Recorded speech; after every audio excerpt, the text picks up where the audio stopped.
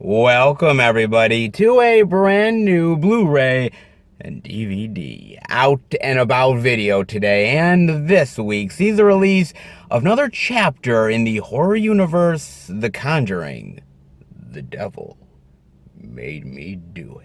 Hitting store shelves, along with the comedy adventure sequel Peter Rabbit 2, and Shout Select is releasing the George Burns Heavenly Trilogy, the Oh God Collection, plus much more. So let's go see the deals, exclusives, and we are at our first location, Walmart.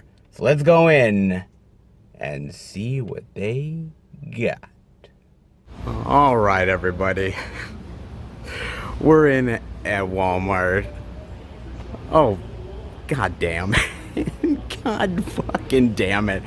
Oh, man. You have got to be kidding me. Seriously, man. Oh, damn. They got none of the new releases out this week. Zippo, zilch, nada, nothing, man. I mean, they got none of the Conjurings. You know, all the tags are here, they got none of them. Some of the other indie stuff, Peter Rabbit, none of that. Hell, they don't even have the stuff from last week. They don't have Hitman's Wife's Bodyguard, NCIS. They got none of that, man. I mean, they still got some of Luca. They got a shit ton of Mortal Kombat that isn't selling. Decent amount of Quiet Place Part 2. And oh, let's not forget Spiral. Yes, they finally put out Spiral last week, and they are still sitting on the exact same amount of copies. It's not selling. It's just not. You wait like 5 or so weeks to put out Spiral. What did you think was gonna happen? I mean, this is going on the second week of not putting out Hitman's Wife's Bodyguard. The first week for some of the newer stuff. I mean, damn. That is crazy, man. That's crazy. And the argument that I will hear is, well, it's supposed to be the vendor's job, etc., etc. No! Man, the inventory is in the back room. You could literally put it out right now, and they don't do it.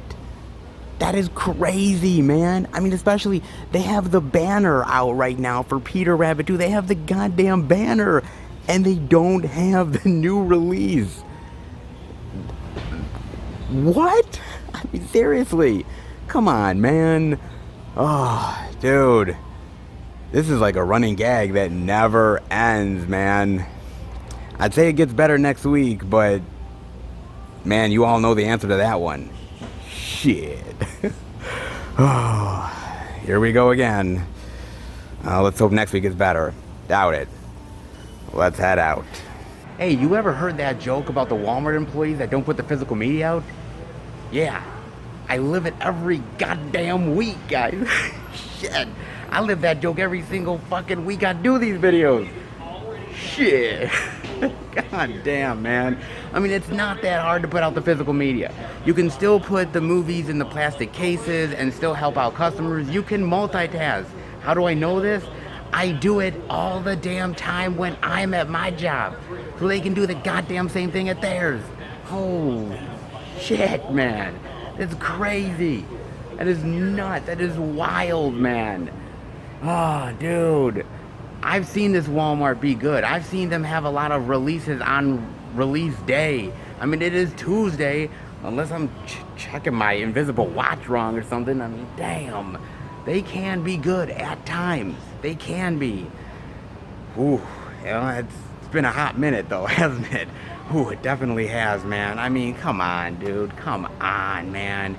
I know that Walmart can be really good. I know they can.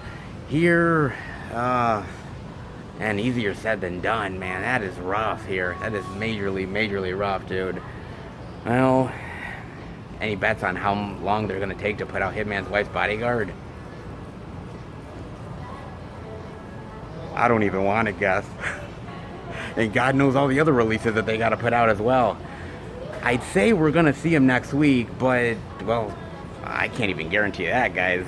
So, well, yet another week where Walmart has zippity-doo-dah. Well, let's hope it gets better the following week.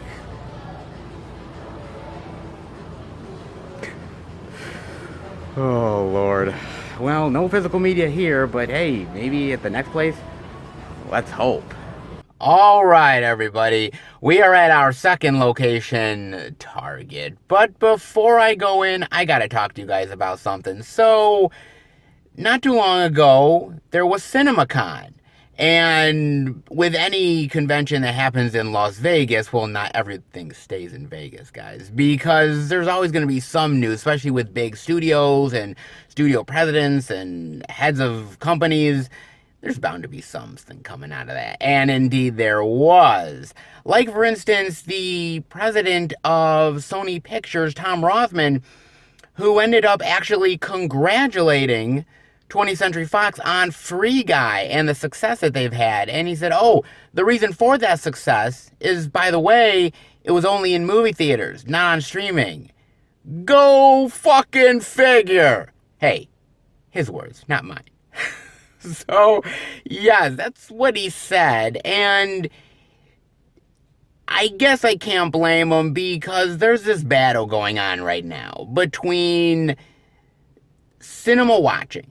Do you do it at home now, or should movie theaters be able to survive and thrive? Now, Sony, to be fair, does not have their own streaming service. They are actually one of the only ones that don't have it. Crazy enough, but it really is true, guys. And they really see no need for the digital streaming at home. They don't think it really helps the movies or the box office. They don't, and they are very much against it. And they say that it doesn't work. However, it's not entirely the truth because Disney has bucked the trend. There's been a lot of movies that they have done that have had both the Disney Plus subscription that you add on to it to watch at home or go to the movie theaters. And it's been pretty successful. Black Widow has been successful and many others on top of that. You could also point to HBO Max and what Warner Brothers is doing, and it looks pretty successful at times to me. At times. Here's the thing about it, though. To go back and just do the movie theaters, that's easier said than done, man. And the problem is that we've opened the box at this point. I mean, we really have. Let's be fair. We have opened the box in a big, bad way, man. Can you really close that motherfucker shut now? Can you really close it and say, oh, we're just not going to do it cold turkey? There is no way. I mean, Warner Brothers was going to do that with HBO Max. They said, well, once 2022 hits, yeah, no more of that stuff that we were doing exclusively on HBO Max same day as theaters. And then they walked that back pretty goddamn quick, man. They did, because they knew that might not be the best if we do that, especially for our subscription service. And what do you want to promote more? Do you want to promote movie theaters, or do you want to promote the subscription-based service? And this is where the conundrum sort of starts to come in, guys. I mean, digital, from all accounts, is the future. So do you just brush off theaters aside and say, well, we're just going to continue to do this? Or do you have a certain level of hope that theaters are going to come back in a big, bad way post-pandemic, and that the subscription services, maybe we need to cut off some of the exclusivity? It's a tough choice to make, man. But the problem is like a lot of these companies and studios did this at first because there was no telling when any of these movies was going to even get released. There was a backlog of movies. Movie studios had a ton of stuff. They were selling stuff off to Netflix and other entities, putting it on their streaming services because, again, of the COVID-19 pandemic. And it's not like this pandemic is over yet. It's not like it's completely gone. It's still happening. And so you're erring on the side of caution. That can't be a bad thing. But when you do that, when you start to put this stuff on the streaming services and the platforms, you can't just tell audiences now, well, you've gotten comfortable with this, and now that's all gone now. A lot of them have gotten comfortable. A lot of them right now is saying, why should I go back to the movie theater when I can just watch it at home? Yes, for a little bit more of a fee of a price, but again, comfort of my own home. I can eat what I want. I don't have screaming kids all up in my face, people on their cell phones, nobody disturbing the movie. Like, there's a lot of advantages to it. So this is really tough, man. Especially now when TVs are like 75, 85-inch TVs, 95-inch. I mean, man, you have a movie theater set up in your own goddamn home at this point. It's not as easy as people might think of just going back to the movie theaters. Yes, I love movie theaters, and yes, I do go to the movie theaters, but I also recognize the comfort of your own home. And I have a beautiful looking TV with a nice setup, and it is pretty sweet to watch movies on there too. Just saying, man. I mean, I don't think every movie that's exclusively going to go to theaters is going to be successful. I don't think every movie that exclusively going to have a at home, option and a movie theater option at the same time is going to be successful. I think there's going to be movies that keep that trend going, and there's other movies that are going to prove the point that it isn't all that, easy to have your cake and eat it too. I mean, there's going to be points where there's going to be successes and there's going to be losses. To just say completely no to it doesn't exactly leave you many options for success. That you're banking on every movie that you're going to put in the theater to be successful. Then again, if you're trusting in the movie theaters, then you're really hoping that, of course, the trend is coming back and continuing. Again, post-pandemic world, we're heading there. And what happened pre-pandemic is not the same that's going to happen in post-pandemic. Things are changing. And if you don't change with the times, well, you're destined to stay in the past.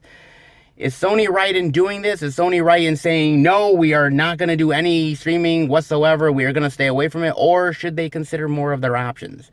I'm dying to find out what you guys think. It's not as easy of an answer, but if you're going to stick with one of the options, stick with it. Don't flip-flop. Because, well, nobody likes a flip-flopper. Let's be real. Nobody does, guys. Definitely let me know what you think about it. In the meantime, it's not a bad release week. We have a few things. Lord knows we didn't see it over at Walmart. But hey, we haven't seen some good stuff over at Target. So maybe this week as well. How about we go in and find out? All right, everybody. We are in at Target. And hey, they do have new release love this week. I could almost guarantee that we would get new release love here. Target has been pretty damn good as of late. And this week, no exception. Let's dive in, shall we, with the first title that I'm seeing, and that is The Conjuring 3, The Devil Made Me Do It, for $29.99, the Blu-ray digital for $22.99, and the DVD for $19.99. I like that. Try as you might, pray as hard as you can, the devil will collect. Indeed he will. Oh, baby, baby, baby. So I got a chance to watch this on HBO Max when it was both in the theaters and on the HBO Max digital platform at the same time. I figured, well, if it's free, hey, I might as well just chill out at home and watch a little Conjuring love. Why the hell not, man? Now, the Conjuring franchise, and that is a tricky beast, isn't it? Almost kind of like a double-edged sword. It really is, if you think about it, because the first Conjuring movie is pretty damn solid, man. It is a pretty great horror flick, a great demonic possession movie. Overall, just great horror movies within the last 10, 20 years. Conjuring has to be on that list. Conjuring 2, I like Conjuring 2. I don't love Conjuring 2. I don't think it's as good as that first movie. I think they do some of the similar stuff in the first Conjuring less successfully. I'm not as into the story as I was the first film. Still not bad. A lot of great creepy elements, some really great scares. Just not as effective to me as the first Conjuring. And then, of course, because those movies were successful, then we got the whole kit and caboodle, didn't we? We got the whole damn thing.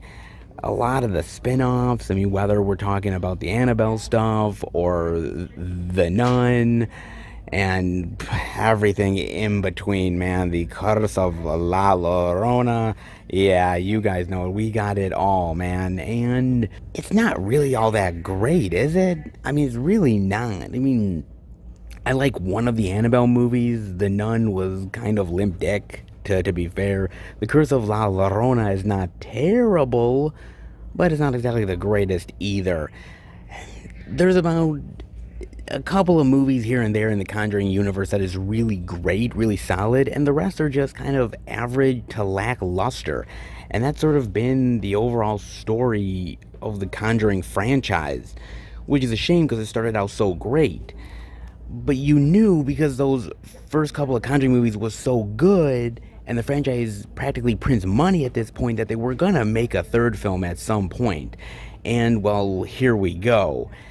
Basically what the movie is about is this demonic possession, and this young man ends up getting possessed by this demon or entity, and basically Ed and Lorraine are trying to solve the case and trying to figure out what's going on and trying to help this man before it's too late. Lord knows that's been the same MO a time and time again. It's just the same thing over and over again. Here it's a little bit different because in the first Conjuring or two, Ed and Lorraine are very much side characters. I mean, they're a big part of the movies, but they're definitely side characters in the larger narrative of the demonic possession. Here, they are very much front and center.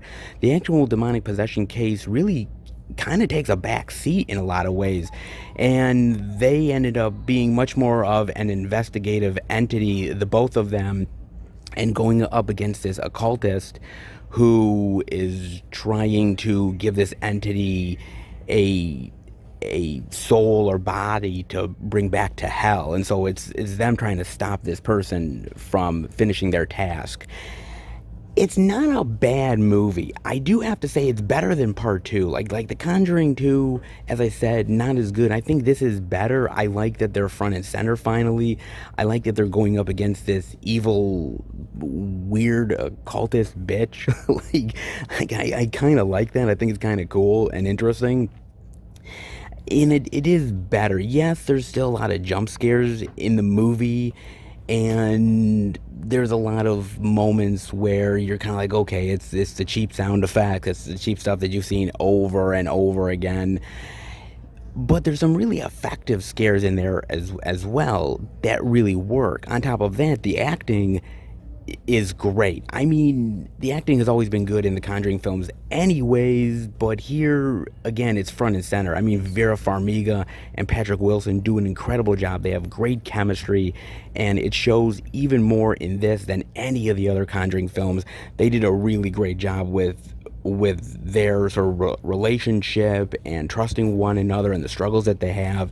They do a really, really great job, man. It's awesome. So I give them a lot of credit on that, man. They could have gone down the same type of courtroom demonic possession realm like they did with The Exorcism of Emily Rose. They could have done that, but been there, done that. Exorcism of Emily Rose is really fantastic, so if they did, it would just be aping off of the better film. They chose not to really do that, which I'm glad they kind of stayed away from that. I was really happy that they did. They went more with the demonic possession being in the background, which, by the way, might piss people off, but I kind of actually dug it. I actually kind of dug that it was more in the background. I mean, we've seen it front and center in both the first and the second film. We've seen it many, many times within the other Conjuring movies. You've seen it so many times, you don't really need to see it yet again. It's there. They keep you invested in the story. They keep you up to date with what's going on with that, but it's not like it's like right in your face constantly, which again, I appreciate it, man. I mean, the scares are there. It's not a bad movie, all things considered. Again, it's not a movie that's going to overtake The Conjuring. And I don't think many of these ones in the Conjuring series, whether it's the spin-offs or the other sequels here, I don't think they're ever going to overtake that first Conjuring movie. It's just so effective and so good that it's hard to beat it, man. I like that they did something different and something outside the box. especially for these Conjuring movies, which I did appreciate. The scares are there, and they can be effective, but with a little bit of a weak demonic possession story, I think a weak villain, and I think the other problem here is that with the weak villain, the occultist chick is kind of cool, and she does some cool sort of mind melding magic tricks against the Warrens, which is kind of cool, and them seeing imagery and like they can see in her world and she can see in theirs, and there's some kind of cool effects there. But the whole ending stuff where they're in her lair and she's messing with their minds and everything, it's good. It's not exactly the best The Conjuring has ever done. It's not the most effective. It's not even the most scary. Lacking a little bit in that, but it's not bad, all things considered, either. It's directed by the guy who did The Curse of La Llorona, okay? And that movie, again, not bad, not great, but average. And this movie is not directed by James Wan, where the first couple of ones were. And so you don't get that James Wan horror style that he has that is all his own and incredibly effective, man. Here, it's a little bit lesser of a Conjuring film, but it tries to do something different, something a little bit outside the box, not your typical Conjuring demonic possession thing, to a lesser effect, but still very appreciated. Again, the acting is good, the scares do happen, but with a lackluster villain and sort of a lackluster story, it's hard to really grasp onto this and say it's like the best of the Conjuring films. But if you're judging the whole entire universe, yeah, it is better than a lot of the spin-offs. Better than the Annabelles and better than that turd they call the Nun, okay? Eesh. I mean, seriously, you take a great character that had a great cameo in Conjuring 2 and you turn it into that shitfest of the Nun? Seriously? Great ideas get butchered to death sometimes. Well, the Conjuring universe knows all about it. But the Conjuring 3, not bad, not great. Going with chat expectations, but it does have its merits. Put it that way. Speaking of more scary Conjuring love, they do have the Blu-ray digital of the Conjuring 3 film collection set for $29.99. I actually kind of really like this cover, man, with the bloody hand and the religious cross with the beads. I actually think that's kind of cool, man. I really do. Not bad, man. All three of your Conjuring love right in one set. Not bad. Yes, it doesn't have the other Conjuring universe movies, but seriously, do you really need them? I mean, come on, man. It's kind of cool to have them all three together. If I were to rank them, if I were to say, like, the best, it would easily be The Conjuring as the best one. Then I would probably say The Conjuring 3. And then after that would be Conjuring 2. It's interesting because with somebody like James Wan that does a horror franchise like this or Insidious, you name it, you start out really strong, and then over the course of the films, the plots get a little bit weaker, the scares not so much, not as effective, and you start to lose that same grand horror, scary, spine-chilling feeling that you got at the beginning. The Conjuring series, the three films, they all have merit, and they all have some really great scares and great moments where it really creeps you out. It's not perfect, but considering some franchises go down the rabbit hole of shittiness really fast, like Amityville, The Conjuring, well, honestly, compared to that, looks pretty damn sweet, ain't gonna lie. It's nice to have it all in a set together for all your scary Conjuring needs. Oh, we've got Peter Rabbit 2, the DVD digital for $19.99, and, well, they don't have the Blu-ray. It must have ran away Like Peter. Ah, see what I did there? Indeed. It might have been here, but probably not many copies. And it is a family film, so I could see why it would sell. Just saying. They do have the DVD, though, and they also have a Blu-ray digital of the double feature of Peter Rabbit and Peter Rabbit 2 for $27.99, which is not actually a bad price considering if the DVD is $19.99. The Blu-ray of the single film was $24.99 for two films on Blu-ray. That's not bad, all things considered, man. So, if you're looking for a little double feature CGI rabbit love, Target's got your fix. Sure, why not, man? Peter Rabbit 2. Now, I got a chance to watch this on Amazon Prime. Did I want to watch it? Not exactly. I mean, I wasn't exactly in love with the first Peter Rabbit, okay? I ain't gonna lie, alright? It's not terrible, but it's not great either. To me, it was a time waster. There was some funny moments. There was some charming moments, heartwarming moments. Yes, there was a lot of that. I just didn't really dig it the way I think some other people did. I thought some of the comedy was a little goofy and over the top, and I didn't really find as much enjoyment out of it as kids would. To me, Peter Rabbit, there's certain animated films that I feel adults can watch just as much as kids, like something like a Luca. I could see adults really digging Luca just as much as kids can. I can see that. Yeah, I can't really see it with Peter Rabbit, man. So, yeah, it is what it is, man. Kids would enjoy it. Adults, I don't really think so. But sure, why not? So, the movie was successful, clearly, and so we got a Peter Rabbit 2. Basically, they leave the garden and into the big city and all the hijinks that follow. Yes, of course, we gotta go somewhere in Peter Rabbit 2. We can't just stay in the garden. We gotta venture outwards into the big world out there. And all the wacky craziness that ensues. Indeed. I gotta admit, watching the movie, I have a little bit more of an appreciation now for the first Peter Rabbit. I actually do. It's not to say that Peter Rabbit 2 is terrible, because it's not outright terrible. I like some of the CGI. I like the story pretty much of obviously new surroundings and trusting people and looking back into your past. I like all that. And yes, Peter is still annoying. He still gets on my fucking nerves.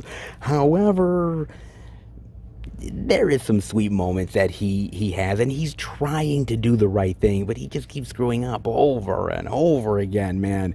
Damn, he just needs to stop getting in trouble. But then again, we wouldn't really have a Peter Rabbit movie if that was the case. So, okay, fine, get into the same wacky shit. Sure, why not? I mean, okay, but being in the big city this time, you get more crazy, wacky hijinks. You get more ridiculous, over-the-top characters.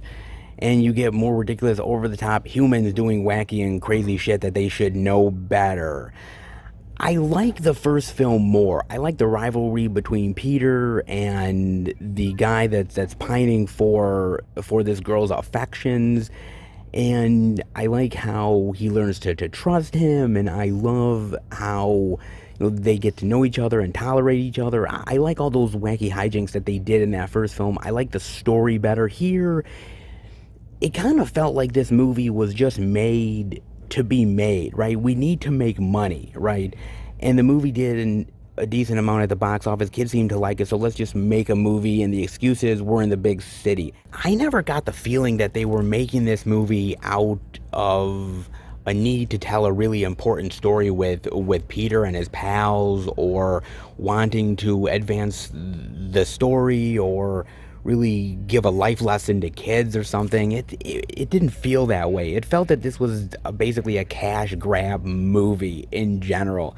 I mean, it's got moments where it works, and I like seeing the quirky personalities and the wild, hilarious adventures, and kids are definitely going to get a kick out of this movie. But I kind of felt that the first Peter Rabbit movie was a little bit more genuine.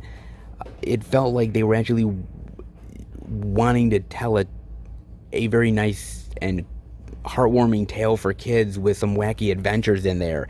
It never really felt that way to me here. Again, it's got its moments, and it's not terrible, and the animation and the voice acting is all well and good, and it is good here, but it just felt like there wasn't really a need for the movie. Then again, you can say there's not a lot of a need for a lot of animated sequels, to be honest with you. I mean, hell, Disney's made a shit ton of them, but sometimes sequels are well deserved, and other times you feel like, well, you could have ended with the first film and it would have been fine. You didn't really need a second one. And Peter Rabbit is kind of one of those movies. Still good for kids. There's stuff in there to enjoy, but could have been way better. But then again, I'm in the minority. I'm an old ass adult, and this movie is definitely not for me. NCIS. LA, brah. Oh, God. Season 12 for $29.99. 12 seasons of NCIS Los Angeles. You have got to be kidding me, man. You better watch out, NCIS. LA is on your heels. Oh, apparently so, man. God damn. LL Cool J and Chris O'Donnell. Man, what a combo. Desperate times, fearless measures. What the hell kind of cases are they dealing with? Nuclear attacks, sociopathic stalkers. Good Lord, man. Jesus, the whole kid and caboodle, man. Jeez. Oh, dude, my God. Season 12 of NCIS, and there is no signs of stopping. That's for damn sure, man. I mean, I gotta admit, I love LL Cool J, man. I mean, he's a badass mofo. He really is. I mean, he survived at a shark attack. Him and his bird, for Christ's sake, man. You remember Deep Blue Sea? Not only did he survive that shit, but he had a really great kick-ass song, too. He was awesome in that. You gotta give him props, man. And Chris O'Donnell, the good old Joel Schumacher Robin days. Yes, I remember that stuff. That, Vertical Limit. Oh my God, man. So much good old school Chris O'Donnell love, man. Jeez. Both of them together in a procedural CBS show. Yeah, that's gotta be some interesting shit. That's for damn sure, man. I gotta tell you though, like I said with NCIS last week, it's not really my thing.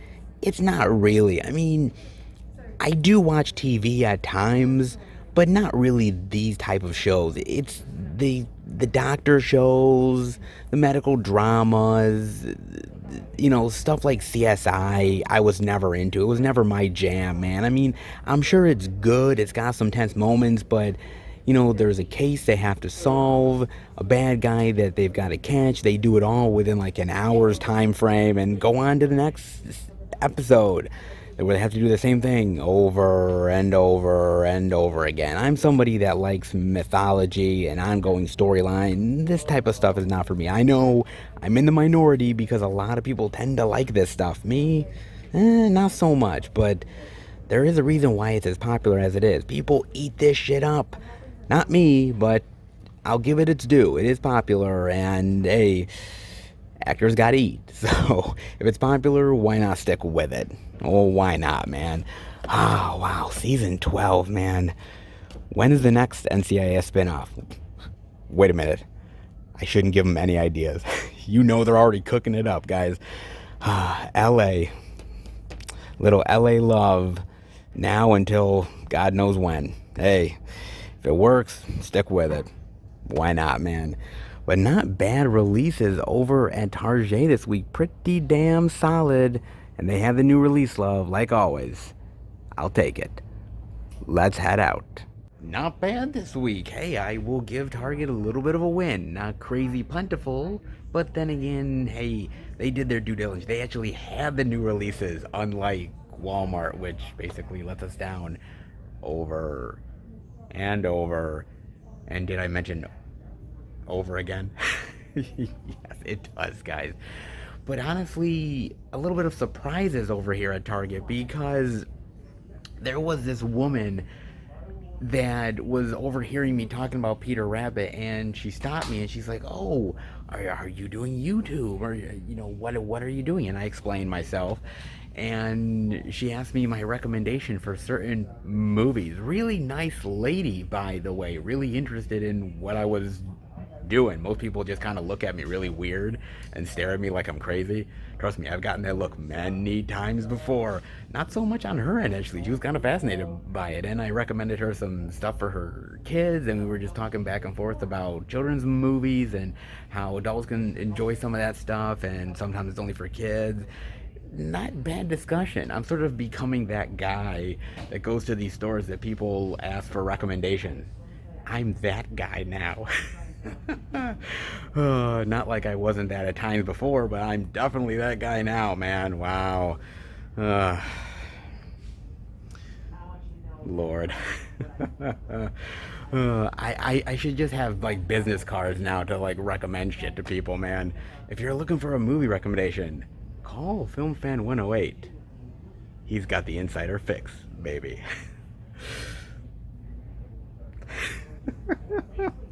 But that was kind of a cool discussion. Surprise, surprise. You never know when people are going to come up to you and ask you for movie recommendations, but hey, I'll take it. And some new release love as well. Hey, surprise, surprise, Target came through yet again, man, and I gotta give them credit. They do their due diligence when it comes to physical media. They've been doing it way more as of late than they ever have before, and as a movie lover, I'll definitely take that. Oh, absolutely I will, and I hope you guys will too. Not so bad here. Let's hope for more movie-related goodness ahead. All right, everybody, we are at our third location, the second Walmart. I'm going to go in and check out if there's any interesting indie titles worth showing off. If there is, I'll bring it back to Film Fan 108 HQ and show it off to each and every one of you. But before I do that, I gotta talk about a trailer with you guys. Now, I know a lot of you want me to talk about a certain Marvel trailer. We'll save that till next week. But there is one more Marvel trailer we're talking about, and that is the Eternals, baby. Yes! Eternals, the final trailer has been released. And actually the first full trailer that we'll ever get until the actual movie comes out. Yes. But we at least finally got a full one we're talking about, and I cannot wait to dive into it, guys. Now, I've told you guys this many times before, but I used to be a big comic book reader. But it was more DC than Marvel. Yes, I knew about Marvel. I knew the heavy hitters, Thor, Captain America, the Avengers. I knew all about those people.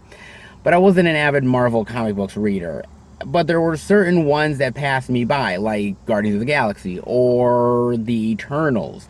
And so when Marvel announced they were making an Eternals movie, I was like, okay, it sounds cool, this sort of space opera type of movie. It's intriguing, the cast looks cool, but I really don't know what I'm in for here. And the trailer sort of enlightened me a little bit. I mean, basically, it's about these super beings that have protected Earth for many, many, many, many generations. And there's something that's happening that will take place in 7 days. And in order to save the world, they need to stop this from happening. And just all of the big sort of intergalactic, high stakes action that happens from there. I gotta admit, man, this is an interesting movie to me, because what I really love about Marvel, what I appreciate about Marvel, is that just when you think you've got it all figured out, that you've got all the pieces to the puzzle, they introduce new elements that you never saw coming. And the thing about the world of Marvel now is that we are so many movies deep into this that it's a little complicated and it's a little tricky, and sometimes it gets a little hard to follow at moments, but if it's still intriguing, then you go with it. And this is very intriguing to me. Basically, these super beings that could stop somebody like Thanos never did it because they weren't allowed to interfere. But they're still protecting the Earth from these other evil beings that want to cause chaos. And I like the idea that there's even bigger threats out there that we never knew before. And I like that idea. I love that they're living amongst us. People that we pass by every single day could be a super being that's out there to protect you and I from the dangers of the universe. I think that's an interesting concept and an interesting idea, and I like where they're going with it. I like the intergalactic costumes. I like the designs of the ships. I like the look of the film, the cinematography. It all looks very big, sprawling, epic, blockbuster, the stuff that you typically know Marvel for. It looks good, man. It really does. And I like the cast. There's moments where they're very stoic, moments where they're very badass, moments where there's a little humor added into it because, you gotta lighten the mood every once in a while. I do like the tone that they're setting here. And I like that they're introducing these new super powered people that will eventually join us in the next fight, the next battle for the universe, whoever that may be. I like that. I like the design of the creatures. I like the design of whoever that big bad is. There's some sort of person in the trailer that has, I almost thought it was Galactus at first, but it's not actually. Some with these sort of lights on their head or their helmet, like these 6 lights, which look very ominous. That looks cool to me. I just like opening up the world more. That's what I've liked about the Marvel TV shows, whether it's Loki or WandaVision. Opening up this world of more bigger possibilities than you could have ever possibly imagined. As the Marvel Universe continues to unfold, you need new threats, you need to expand the universe and the world, and I like the fact that they're doing this now. You couldn't announce a movie like Eternals or make that movie before you made something like Avengers Endgame or Infinity War. It just wouldn't make any sense. I like that they're introducing it now. It seems like a perfect moment to open up the world, to open up the possibilities more, and introduce new characters. Look, Avengers Endgame was a finale in a lot of ways, especially to characters and certain storylines. And Marvel needs to build back up again. This is a building back up. And will the movie be good? I'm hoping it will be. Marvel has really never let me down exactly. Yeah, I've been disappointed in moments for certain films, but they've never really disappointed me hugely. And I know a lot of people are looking at Marvel now and saying, what are you going to bring me post Endgame? We've seen a movie like Black Widow. Okay, we've seen that, but what else can you give me? And we're starting to dive into that. We're going to get Shang-Chi. We're going to get, the Eternals. We're going to get another Spider-Man movie. We're going to open up the doors more of this world and see where the next chapters are going to be written. Will it be like the older Marvel films? No, it won't. It's going to be different, but I'm interested in where the journey is going to take me. And I think the Eternals is an interesting step in that direction. I'm kind of curious as to what you guys think about this. Definitely let me know. In the meantime, well, not a ton of media to show off, but maybe this Walmart might prove to be more successful. Let's hope. And head inside and check it all out. Well, back in at the second Walmart, and it is a lighter physical media week, that is for sure, which usually means we see a lot of surprises, especially when it comes to the second Walmart. Not as much as you might think. Honestly, it's lacking all around this type of week, guys, but there is still a little bit of physical media love. I was searching, I was going through the physical media, I was hunting, I was tearing down trees to try to see what I can find for you guys, and I found a little bit of physical media love. Not a lot, but a little bit. And let's be real, a little bit of indie Walmart weirdness, well, you really can't deny it. And neither can I, so I'm definitely going to show it off to you. It might not be a lot, but it is something, and you guys definitely deserve it all. So I'm going to show it off to you guys, which means you, Seth, yes, you get to show off a little bit of physical media weirdness. You ready? Ready. And raring to go. Well, since you're weird already, kind of makes sense. You'll be right at home. You think I'm weird, huh? Well, truth be told, I am so weird and I'm so unpredictable, I might just get rid of all this physical media. What do you think about that? Hey, what did I say? That physical media is as much mine as it is yours. You threaten that physical media, you threaten me. You? Threatening me? Seriously? What are you gonna do? You know what I'll do? I'll throw down. I'll give you the rock eye and lay the smackdown on your candy ass. So if you want that, go ahead and do it. But if you don't, I suggest you show off that physical media, and you show it off now. Sure. Whatever.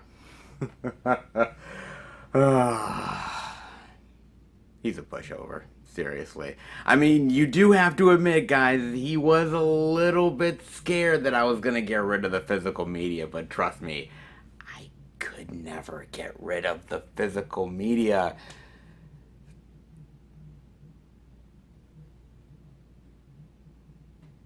Never. Never could I do it. I mean, I'm crazy, but I'm not that crazy, okay? Just had to threaten him a little bit.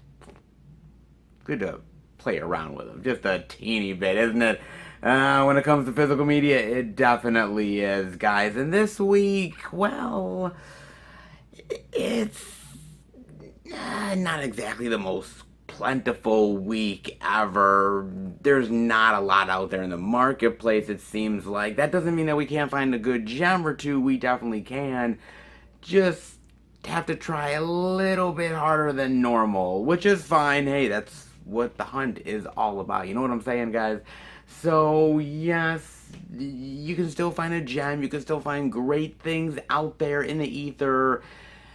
Not always as easy as we might like, but I'm up for the challenge. I hope you guys are too. And when it comes to Walmart indie weirdness, sometimes the challenge can definitely be a very adventurous one. And these titles, well, they're definitely a challenge. Well. A little Walmart indie goodness. Ooh, it is just a little bit of indie love, but hey, a little bit definitely goes a long way. And with these titles, oh, it goes pretty far. Let's dive in, shall we? With the first title that I'm seeing, and that is none other than Jurassic Hundo. This time, it's mankind that's going extinct. Ah, yes, sir. Oh, I like that. Man, I hope you start pumping a lot of bullets into that goddamn thing, because I have a feeling you're about to be a late night snack very, very soon. Ooh, indeed. In this park, you don't find them. They find you. Ooh. Welcome to Jurassic Rip-Off Park. It's feeling like it, ain't it? Let's see what this is. In this pulse-pounding sci-fi thriller, female adventurer Parker joins a crew of male trophy hunters in a remote wilderness park. Their goal: slaughter genetically recreated dinosaurs for sport using rifles, arrows, and grenades. Man, jeez, talk about big game hunting, man. This is the type of hunting that leaves my ass at home. Just saying, man, I ain't gonna be dinosaur food. After their guide is killed by raptors, the team tries to escape the park, but the hunters quickly become the hunted. Even worse, the park's manager suspects Parker of being a spy and sends a hit squad after her. The battle's about to become primitive. Oh, is it now? I mean, come on. You literally went game hunting against dinosaurs. What did you think was gonna happen, motherfucker? I mean, seriously. I mean, come on. I mean, you had to have known that you all weren't gonna come out alive. I mean, dude, did you have any sort of protection? Anything? I mean, you just went in there with what? Grenades, arrows, and rifles. Grenades might do something. Maybe. Some of the dinosaurs are pretty goddamn fast. Rifles, they can do a little bit of damage. Arrows? The fuck is this, Robin Hood? What the fuck you bringing in arrows for? Jesus Christ, man, you need a fucking army for fuck's sake, man. Jesus. I mean, I've seen some stupid characters, but man, these guys might just take the cake. Holy shit, man. Good God. You know, I do like dinosaur movies. The Jurassic Park franchise is the go-to for dinosaur movies. I mean, yeah, you have stuff like Asylum has done and weird cheesy movies as well, this one included. Not exactly the greatest. The good stuff is the Jurassic Park franchise, but even that has gotten tired after a while, right? They're regurgitating the same stuff over and over again. The better movies are definitely behind them, at least I think so. You can make some good dinosaur movies from time to time. You can. It's not out of the realm of possibility. Not exactly easy, but it's not incredibly tough. But again, easier said than done. I don't know, man. I mean, it's cool to see dinosaurs killing people. Jurassic Park franchise proves that. You need good action, you need good special effects, you need characters that you want to root for. Something tells me that this has shitty action, shitty CGI, and characters that I really just want to see the dinosaurs use as toothpicks. I mean, seriously. Oh, man. Jurassic Park, this is definitely not. Man, I miss the days of Sam Neill and Jeff Goldblum running around avoiding a T-Rex. Man, I truly do miss those days. Don't you? If you've got to fight, fight like your life depends on it in the Fatal Raid. Ooh, look at that. Walking away all badass. And look at those hot babes. Ready to kick all kinds of ass. Indeed, man. Look at that. In your face action. Oh, look at that. I love that. Look at all posing. It's almost like they're doing like a blue steel pose from like Zoolander or some shit. Look at that. Oh, no. Pretending to be badass is always easier than being badass. I should know. I do it all the damn time. Oh, two elite police teams head up a secret operation following a dangerous smuggling ring across the Macau border. But when their presence is discovered, the mission ends in a deadly firefight. 20 years later, an escort mission brings the survivors back to the scene of the tragedy and fosters a highly unwelcome reunion. You don't say, huh? It's kind of interesting because the movie definitely, at least from the synopsis, has vibes of The Raid to it to a certain degree. I mean, they kind of feel like they're aping off of it. I mean, it's called The Fatal Raid, for Christ's sake. Yellow, it kind of feels like it's stealing just a little bit of the Raid's thunder. Just a little bit, man. I did look up the trailer, and the trailer looks okay, but it just feels like a pale comparison to a lot of action movies out there. I mean, maybe they don't have the biggest budget of all time. Maybe they can't have the best special effects or the best martial artists in the world, and they have to work with what they got.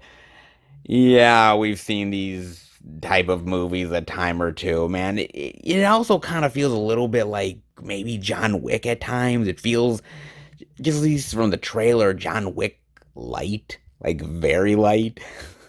like fat free light. I mean seriously, man. They try to incorporate some John Wick-esque type of shit to it, man. I mean, it feels kind of cheap. It feels kind of like they're mixing the comedy with the action, but rather unsuccessfully. It just feels like a hodgepodge of ideas put together with no cohesiveness and characters doing their best, like smoldering blue steel, I'm badass face. I mean, seriously, it really does, man. There is some decent action movies from time to time that go straight to DVD and Blu-ray. There has been. I've seen them. Some of them aren't half bad. Then again, there's a lot of ones out there, kind of like The Fatal Raid, which has good intentions, but doesn't have an original bone in its body and tries to be quirky, but yet badass and tries to have the best of both worlds and doesn't quite pull it off. I ain't gonna lie, we've seen these type of movies a time or two. We really have. Doesn't really impress me, but then again, it kind of comes from Welgo USA. And Welgo USA is a good company, but do you notice what Welgo USA does? They put out a lot of these foreign action releases, which sometimes kind of surprise you. But then you watch it and you're like, oh, that's why I don't really know much about it or haven't heard about it because it's a ripoff of every other action movie I've ever seen. Great. Just repackaged to kind of look cool and interesting and kick ass and a cool sort of foreign action film. But then again, there's some really good foreign action stuff out there. Hell, just ask Jackie Chan for Christ's sake. He's made a shitload of them, guys. Police Story? Anybody? Come on. There can be good foreign action, but nowadays it's easier said than done. There can still be some great ones. The Raid proves that. The Fatal Raid, however, well, let's just put it this way. Now, when you watch it, well, you could be in for a fatal time. Some habits are really not worth diving into. Not gonna lie, guys, and this happens to be one of them. Oh, yes, it does. With a habit. There's still bad girls underneath. Don't remind me. Damn it. However, they do have a flavor for danger. And I wish it had killed all of them. Oh, yes. Okay. Truth be told, guys, I watched this on Amazon Prime. I did. Why? Because of Bella Thorne. She's hot. Do you guys really blame me? I mean, come on, man. She's pretty good looking. Not gonna lie, man. So I was like, okay, cool. And I also happened to have Gavin Rossdale in. I was thinking to myself, wait a minute. Gavin Rossdale? The singer? From that band? Seriously? Okay. I'm gonna go with it. Sure, why not, man? I mean, basically what this movie is, guys, is it's about these girls that are peddling drugs. There's an incident that happens where they're robbed of the drugs and all the money, and then they're basically on the run from this drug overlord kingpin, and they gotta disguise themselves as nuns, and it's all the wacky adventure, hijinks, action that ensues from there. Sounds pretty cool, right? Yeah, I kind of made it sound pretty cool, kind of hyped up, huh? Yeah, nah. No. No. I mean, basically, all this movie is, guys, is hot chicks in skimpy clothing spouting a lot of philosophical bullshit and having sex with random guys. Okay, I may have hyped it up a little bit more than I should have. Oh, okay, look. Basically, in a nutshell, the movie's just a bore fest. Okay, and that's really the problem. It's just mundane and it really goes nowhere and it's just random for random's sake. All right? I mean, not gonna lie. It's kind of cool to see hot chicks in skimpy clothing. I've seen a ton of those movies. I own a ton of them. Kind of an expert, guys. I mean, I've had my encounters with Skinamax a time or two. You know, when you're younger, It was the only outlet that I had. Don't judge me. Please don't. I mean, look, man, that's kind of cool in and of itself, right? Yes, it kind of will get you in the door a little bit, and I'm not gonna lie. I mean, these chicks are barely wearing stuff. I mean, I'm surprised the friends really didn't get a wedgie because their underwear is so far up their ass, man. I mean, I'm surprised they didn't get skid marks for Christ's sake. I mean, I'm serious, man. That's all fine and good, right? But you gotta have more to it. And this movie just didn't have that. And that's the unfortunate part about it. I mean, it's just random shit for random sake. I mean, the first 5 minutes, Bella Thorne meets up with Gavin Rossdale. Gavin Rossdale goes into this weird philosophical diatribe about drugs and living in LA and whatnot. And Bella Thorne's just kind of looking at Gavin Rossdale and nodding her head, and she kind of looks bored. And I'm kind of like, hey, Bella, so am I. Hey, we have something in common. Who'd have thunk? I mean, I'm seriously like thinking to myself, like, where is this going? And after he does all that philosophical bullshit, he just basically walks her to the door and says, "Hey, have a good one. See you later." And I'm like, "What the fuck was that exactly? Like what?" And that's the whole movie. There's moments where Bella Thorne fucks a dude, then does some philosophical bullshit about God and religion and sex and all that jazz, and then fucks some random person, and then goes back to the same diatribe bullshit over and over and over and over again. And it gets old pretty damn fast, man. It really does. I mean, the best way that I could describe this movie, the best possible way that I can, guys, is it almost feels like a Tarantino film. I mean, really, it almost feels like a Tarantino film if Tarantino didn't direct it. Right? Tarantino decided, man, I'm just gonna go on vacation. I'm kind of sick. I'm gonna take vacation days. And some random person who didn't direct a day in their life decided to, oh well, I'll take over while Quentin's on vacation. I can do this shit. I mean, if he used to be an old school video store clerk, I mean, I definitely can do this shit. And it just goes horribly, horribly wrong, man. And it kind of is the truth with this movie because the chick that directs this, she's never directed a day in her life, guys. This is the first thing she's ever directed, the only thing she's ever directed. And it feels like it in a big, bad way, man. I mean, truly. I mean, here's the thing with Quentin Tarantino, right? Quentin, in his movies, he has the cool dialogue, he has the quirky characters, he has the great monologues, he has the cool action set pieces, and he's able to make it work, and it's almost with a certain sense of ease that he can do it. This movie feels like it's just trying way too hard to have those Tarantino vibes, or it feels like it's trying to ape off of a Larry Clark film or Spring Breakers. Do you remember Spring Breakers, man? I mean, that was hot chicks, tits and ass all over the place. And I'm not exactly that I love that movie, but there's a certain part of me that appreciates it to a small degree. I mean, what makes that movie is James Franco. James Franco as Alien is fucking amazing, man. I mean, he makes that film. Without him, I don't think that movie would be really all that good. And it's the same thing here. They don't have like a James Franco. They don't have that Tarantino style. I mean, the movie's trying. Oh, the movie's definitely desperately trying to be like a Quentin Tarantino or sort of, this sort of hot badass female empowerment movie, but it doesn't really even feel like that because what female empowerment is it?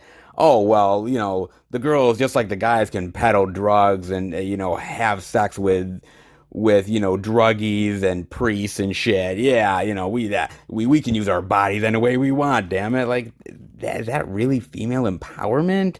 I mean, come on, man. I don't know. I mean, there's moments here where it has potential, right? But that potential goes away really quickly because honestly, the girls are kind of boring and mundane. Once you get past their hotness, there's nothing really else to them. They're just kind of bores of characters and make really stupid decisions and kind of airheads at points. the drug overlord Kingpin, it's almost like she's a caricature from Kill Bill Volume 1, but way less interesting.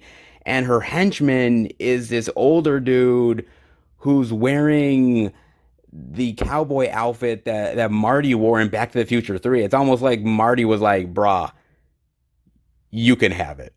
Like, seriously, man, it's got that Quentin Tarantino style. It's got the quirky characters. It's got the quirky moments, but it just can't pull it off. Why? Because you're not fucking Quentin Tarantino, man. And it's movies like this that are a sad reminder that if you're not Quentin Tarantino, man, you really shouldn't try to pull this shit off. But very interesting fun fact though, guys. Do you realize that 275,000 people, more than 275,000 people, yes, that is correct, tried to petition to block this movie from ever coming out? Yes. Honestly, the truth. Yeah, it happened. I, I think the reason why it happened, to be fair, guys, is because the movie, because it's about religion and these chicks dressing up as nuns, and there's certain imagery about the church and the manipulation of these women in the church and certain iconography that is turned a little over sexualized, put it that way, and people were not really digging that, especially the Christians. Let's be real, they take their religion very fucking seriously, man. And this shit did not fly whatsoever, man. I mean, we are a long ways away from old school controversy. Do you remember? Oh, yes. Do you remember the old school controversial days of none other than, yes, Dogma? Do you remember the old school controversial days of this movie? Oh, yeah, we are a long ways away from that, man. I remember the whole religious controversy of this film and how people were trying to block it and saying nasty shit about it. And actually, had they only watched the movie, I think they would have kind of dug the religious message here. But I remember all kinds of people hating on this movie and trying to block it in theaters and protesting it and marches outside movie theaters. Oh, I remember all of that shit, man. This is old school controversy days, man. Not really an over sexualized movie. It just kind of takes a little quirkier take on religion, which some people really didn't dig, kind of making fun of it a little bit. I did appreciate that though. Great fucking movie though. But had a lot of controversy back in the day, man. Definitely did. Does this movie deserve the controversy? No, it doesn't. It really doesn't deserve the Dogma controversy level. I mean, the problem is that these people overhyped a movie because of trying to petition it. So of course people wanted to watch it. I mean, it doesn't matter. Bad publicity is still publicity, and it's good publicity for this film. That means people wanted to watch it. Because whenever somebody tries to ban something, or when somebody tries to, censor it, of course people are going to want to watch it. It's called controversy. Controversy sells. So when you mix sex and religion together, of course it's going to attract people to want to watch it. But I'm going to stress this to you guys.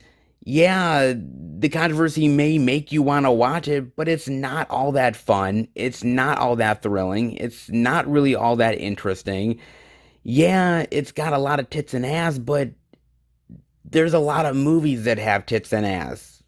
Outside of that, this movie really has nothing else other than some random philosophical bullshit and chicks having random sex with random guys, and you don't even get to see any of it. I mean, geez, talk about a bad case of blue balls. I mean, seriously.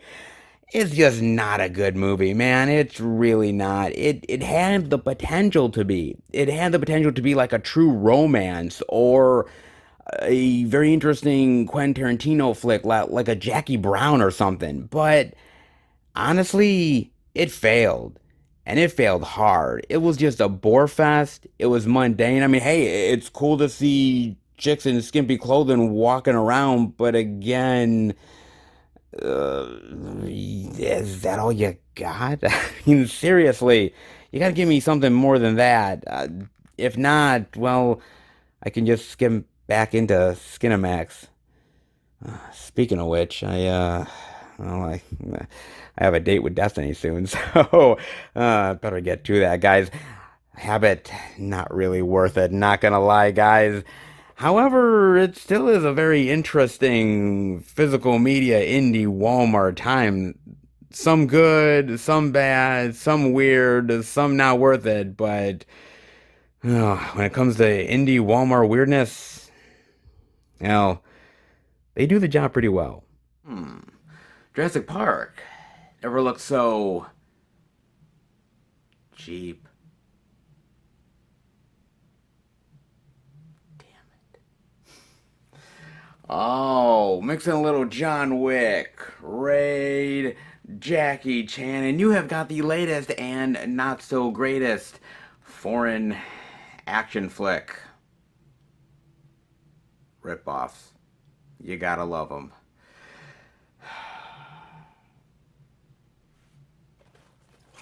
This movie did the unthinkable. It made hot girls in skimpy outfits boring.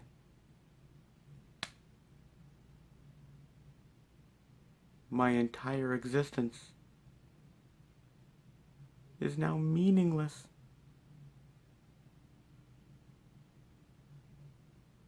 How could you? No. No.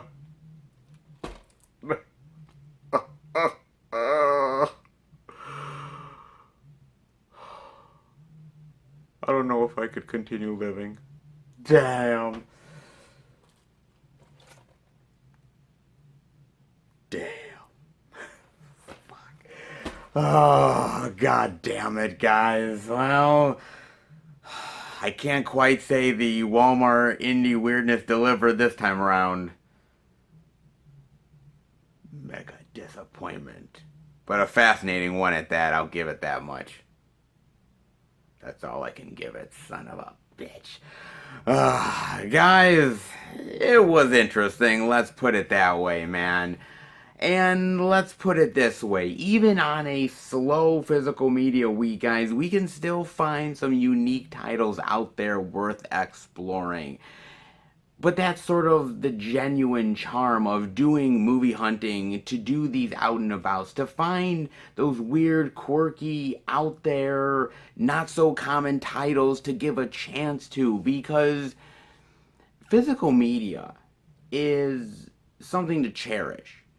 Not only is it about the titles that you love, that you want to own in the collection, that you've known for years, pure nostalgia, but it's also about the titles that you give a chance to, about the titles that you come across that look intriguing and interesting, and you figure, why not take the gamble? And sometimes the gamble pays off. Yes, sometimes the gamble also turns out to be a big fat zero, but let's be real, that's part of the charm as well. It's the ultimate gamble of whether you're going to like it or not, based on the cover art, based on the synopsis. And when you look at physical media, when you look at it on the shelves, it's about the experience, and it's about cherishing that. Good, bad, ugly, Walmart weird, it doesn't matter, because going out of your way to find these unique gems and these unique titles and taking an opportunity to give something a chance, it's really precious.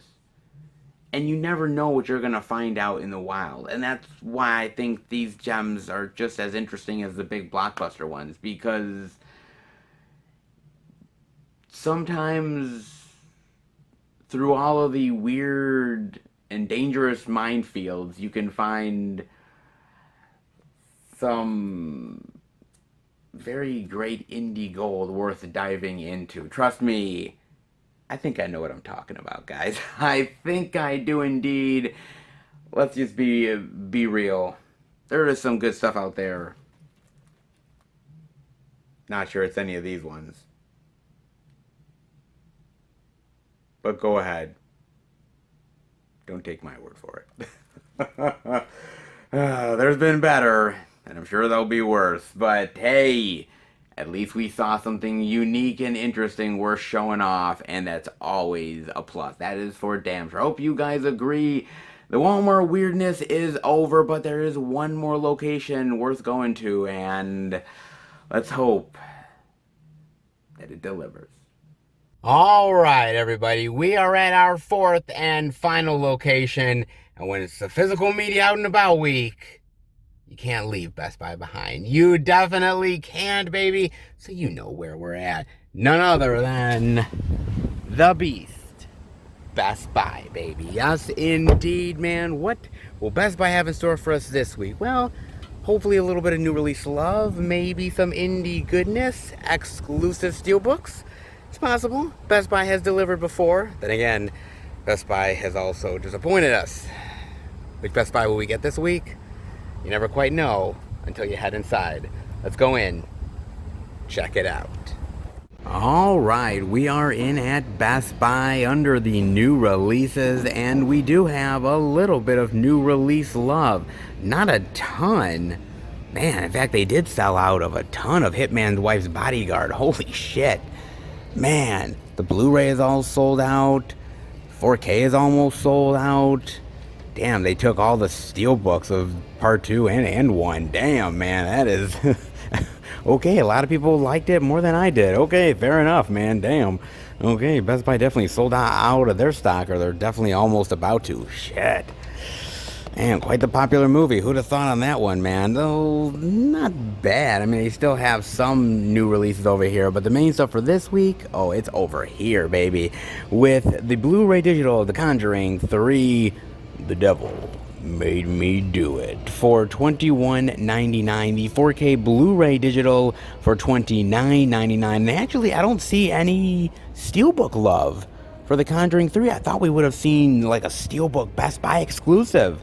No, it's kind of shocking. The Conjuring 3, no steelbook love, huh? That's kind of crazy. Who'd have thought on that one? I thought we'd see something. Guess not, man. But as far as The Conjuring 3, well, demonic entities, exorcism love, yes. Boy, have we seen that a time or two, haven't we? Yeah, we definitely have, man. And truth be told, some are better than others. I mean, the granddaddy of them all is The Exorcist. Come on. Was there really any other competition? It is The Exorcist. It is the best of them all. The one that still cannot be beat. The reigning champion, and rightfully so, man. The Exorcist is absolutely amazing. Still holds up to this day. And there's been a lot of other ones out there. I mean, The Exorcism of Emily Rose, as I said before, yes, that's a really good one. I would also say The Last Exorcism is a really solid one. I think The Taking of Deborah Logan isn't bad. That's pretty decent as well. I'd say I really dig that one too. That's a pretty solid one. The Devil Inside. Okay, The Devil Inside sucks. I ain't gonna lie, that's a pretty wild piece of shit, man.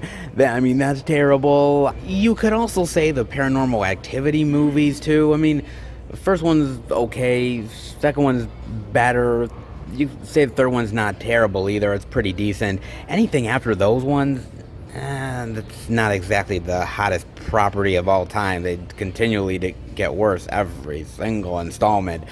Yeah, you got that. I mean, you've also got The Rite, which, well, it's kind of average, I would say. I mean, Last Exorcism 2, which, oh, God, I mean, the first Last Exorcism is so good, and then the second one is so bad. How's that even possible, man? Seriously, I mean, yeah, The Exorcist Part 2, yeah, not the greatest. However, Exorcist Part 3, honestly pretty solid, man, and does some unique stuff that you're not expecting, and has one of the best scary moments of all time, man. It really does. That is an awesome fucking movie, man. I mean, there's a lot of other ones out there, obviously. I mean, there's a great horror comedy one that I really love, more of like a spoof movie than anything else. Do you remember Repossessed?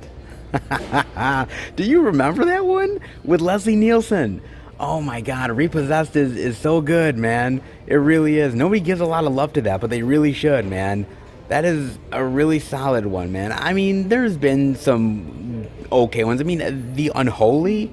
I thought The Unholy was pretty good, man. I'm not gonna lie. I kind of dug The Unholy. I mean, mind you, the finale is a little bit of weak sauce, but it's not such a terrible movie, though, after all. Not bad. A pretty decent exorcism film, all things considered, man. Not terrible. I mean, The Conjuring 3 is not the most amazing horror film of all time. It's not even the best really demonic possession exorcism film ever. It's got its moments, it's got its points, but I don't know, it doesn't really light the world on fire either. But I'm kind of curious, what do we expect from these movies now?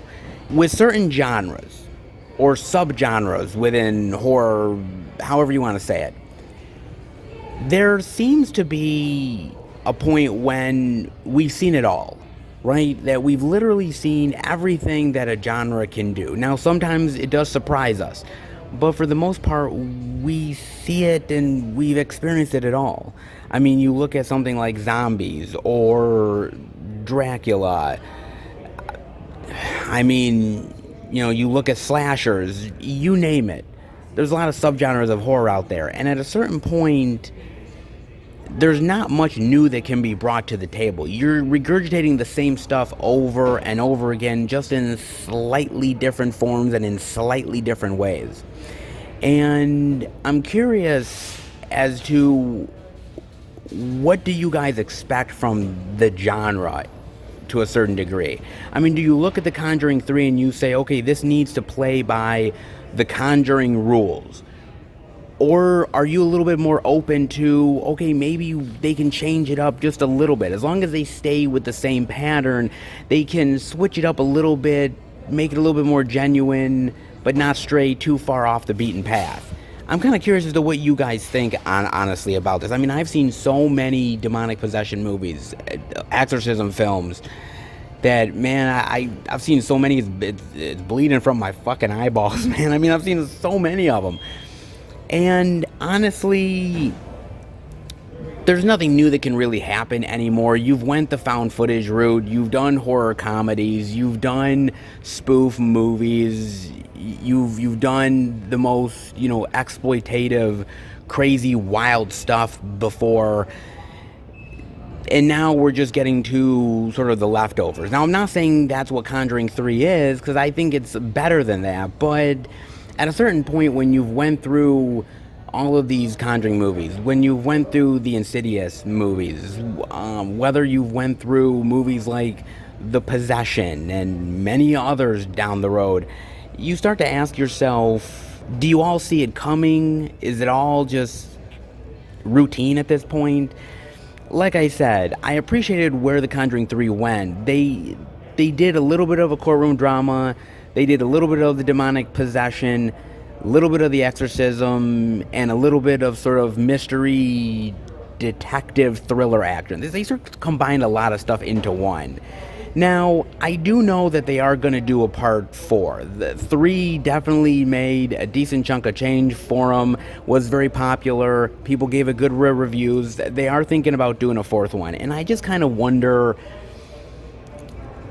are we going to get down the rabbit hole of like an Amityville where it's just making so many of them, and at a certain point you just no longer take them seriously? I mean, when is enough enough? I thought The Conjuring 3 was a really great way to end it, but this is Ed and Lorraine Warren, man. I mean, seriously, whether you believe Ed or Lorraine Warren, they have so many case files, and they have so many opportunities to make more movies, and this is Hollywood. So if you think they're not going to do that, you are kidding yourselves, because they're absolutely going to do it, man. It's not the most exciting case that you'll ever see in the Conjuring series, but I like the focus being on Ed and Lorraine. I love the chemistry between Vera and Patrick. I think they're really good here. I'm curious to see where the Conjuring series goes from here. Do they repeat themselves over and over? Or are they going to try to do something outside the box and more inventive and creative? Again, the demonic entity genre is really played out. It truly is, man. I mean, that's not to say that you can't have some really good stuff that you watch from time to time. I mean, yes, something like The Last Exorcism, yeah, I've seen it a time or two, many times, actually. Okay, the found footage stuff, yeah, I've seen that, okay, but I was still entertained by it. Then again, you watch a piece of shit like The Devil Inside and you wonder why you wasted your fucking time.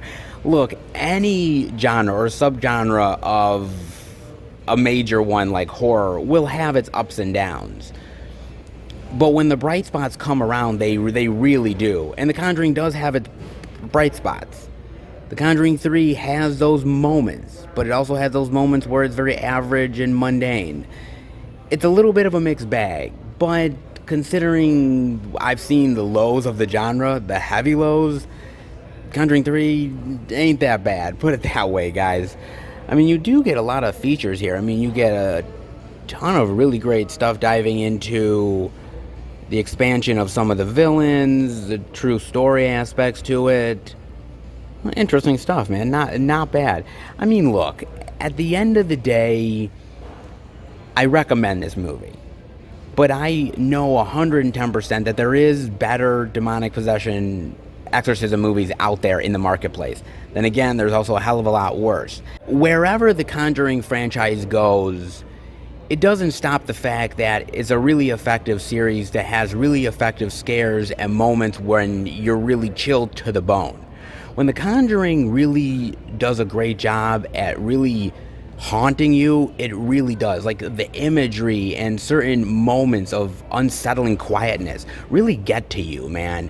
Then again, there's moments of big bombastic jump scares and moments where it's big Hollywood, ending battles where shit is flying all over the place and all CGI is going crazy and haywire, and you ask yourself, okay, you don't need to be this way. Conjuring has some of the best moments, and it has moments where it could be a hell of a lot better. Wherever it goes next, I just hope it sticks to its roots.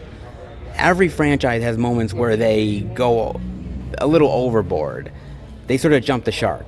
Conjuring 3 isn't there yet, but could we see it in part 4 or 5? It's possible. But when they do jump the shark, let's hope it's an exorcist shark. Because that would be the only way that this motherfucker should ever jump any kind of shark. Oh, habits do die motherfucking hard, don't they? Oh, God, indeed they do. With Habit 1599. Now, as I told you guys earlier, I watched this movie basically because of Bella Thorne, okay? Look, the chick's hot, alright? Give me a break, man. I mean, that's what got me in the door, but that's not what kept me sticking around, man. I don't even really know what the fuck kept me sticking around, man. I really don't, dude. I mean, I used to really like Bella Thorne, man. I mean, she's not a bad actress, all things considered, man. I like her in the Babysitter movies. I think that's kind of cool. I really liked her in Chick Fight. I thought she was really great in that movie. Of course, there's Amityville, The Awakening. Ugh, don't even get me started, man. And I believe she directed that porn movie for Pornhub, didn't she? Yes. Yeah, she did, didn't she? Yeah, she definitely did direct that movie for Pornhub, man. Oh, fucking hell, man. Jesus, I remember that whole controversy. Oh, Lord, man. She does a lot of exploitative, very sexual work. If you look at her IMDb, man, she really has. She tries to ride that line between good girl, bad girl. Yeah, I don't know if she really pulls it off, man. Again, I really appreciate Bella Thorne, and again, I think she's a decently really good-looking chick, but again, no lie, man. I just think, like, when you're an actress, yes, looks have to do a lot with it, obviously, right? If you're good looking, obviously Hollywood wants you and want to promote you. Yes, that's the whole thing about it, but that's not what keeps you around. You know, you look at people like a Meryl Streep or a Sandra Bullock, and I could go on and on and on. Those actresses over time, yes, they're still good looking women, obviously, but their major looks have faded over time. But what keeps them around? Well, they pick great projects, that's one, but more than that, obviously, it's the talent. After a while, looks fade, and what you have left is pure, unadulterated talent.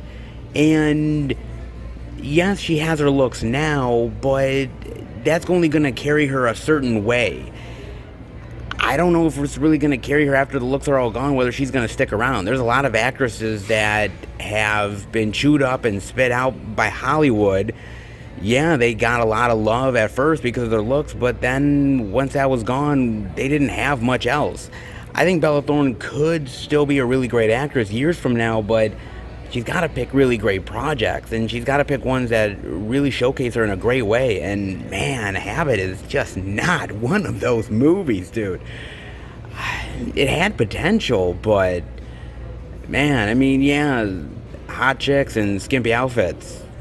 I have a lot of it in the collection. I could always use another, but there's got to be more than just that, man. This movie, man, painfully lacking.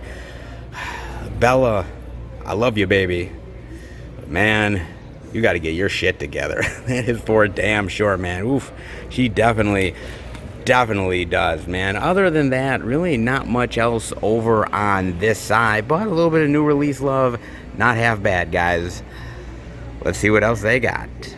And over on the back side here, not really seeing any major new other releases they have this week. I mean, they still have actually some copies left of the Hitman's Wife's Bodyguard Steelbook. And something tells me, guys, that they're going to be out of this pretty damn soon. It kind of feels like it, the way they're going with selling out of this stuff, man. They definitely are going to be getting rid of that very, very soon. People are bound to buy the rest of those copies. I mean, they have GVK Love, Quiet Place Part 2. They have all of the same indie stuff that we've seen the last couple weeks. Nothing crazy new over here either. I mean, they still have the 4K of Labyrinth, the 35th anniversary, which I'm kind of surprised. I thought this would sell out, but I think a lot of people are kind of like me. They're kind of waiting on this title, I think, because I'm hoping that maybe goes down in price a little bit, because I have the 30th anniversary Blu-ray edition, which I actually really like that, man. It's like the Digibook edition, which I really dig that one. I don't really need the 4K like right away. I can kind of wait on it, especially if it goes down to a lower price. I could wait on it. I think a lot of people are kind of waiting on it for a little bit lower of a price. I've heard good things about the 4K, but $27.99 for a movie that I already really dig on Blu-ray. Goes lower, might pull the trigger on that one. But for the time being, I'll let it run a bit more. It seems like they're not running out of it anytime soon. I mean, 3 copies, but surprised it didn't sell out. Surprised on that one. I mean, they have all that stuff, all the same stuff over here. City of Lies, Voyagers, Judas and the Black Messiah, News of the World, some of the 4Ks, Top Gun, The Sting. Oh, of course, they still have many copies left of the Steelbook of Chaos Walking for $31.99. That is crazy. It's more money than the 4K of Labyrinth. That's fucking nuts, man. And this movie is so now worth the price. I'm just saying, man. That's crazy. That's fucking nuts, dude. They do have this Texas Chainsaw Massacre limited edition steelbook, and I might have shown this off a long while back, but they do have that for $14.99. Talk about a movie that has literally been released to death, man. I am serious, man. There are certain movies out there, whether we're talking about Titanic or Jaws, The Exorcist, Nightmare on Elm Street, you name it, like certain movies out there that have been released to death. And the Texas Chainsaw Massacre is one on that very long list indeed. It really is, man. I have the DVD steelbook, which I love my DVD steelbook, man. That is an amazing artwork on there and just an amazing edition. Don't think I'll ever get rid of that, but I also have a Blu-ray edition of it as well. I mean, come on, I had to buy a Blu-ray and have my DVD copy because I'm just that big of a fan of the goddamn movie, man. But this is not a bad edition, though, all things considered. And Texas Chainsaw Massacre is a classic, a cinematic horror classic.